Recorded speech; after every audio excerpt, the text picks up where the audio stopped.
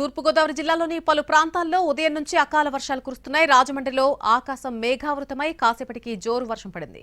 వర్షానికి రోడ్లన్నీ జలమయమయ్యాయి.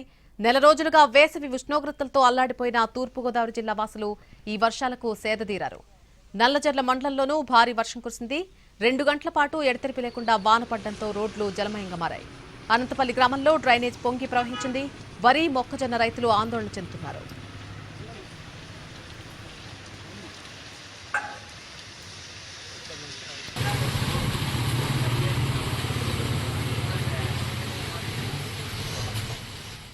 పశ్చిమ గోదావరి జిల్లా పాలకొల్లులో వాతావరణం ఒక్కసారిగా చల్లబడింది.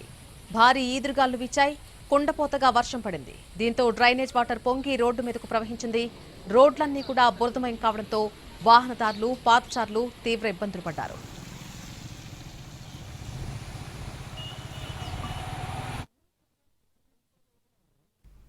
అంబేద్కర్ కోనసీమ జిల్లా వాడపల్లిలో కుండపోతగా వర్షం పడింది. వాడపల్లి వెంకటేశ్వర స్వామి ఆలయం వద్ద భారీగా వర్షపు నీరు నిలిచిపోయింది.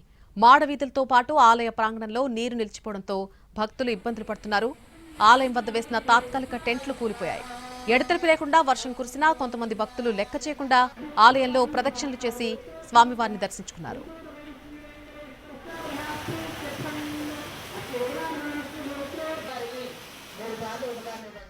రాజమండ్రి నగరంలో ఒక్కసారిగా వాతావరణం మారిపోయి ప్రజలకు ఊరట కలిగించింది.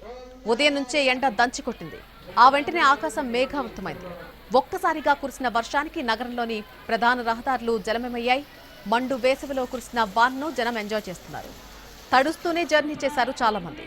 భగభగ మండిపోతున్న ఎండలతో విసిగిపోయిన జనం వర్షం పడటంతో కొంచెం రిలీఫ్ గా ఫీల్ అయ్యారు.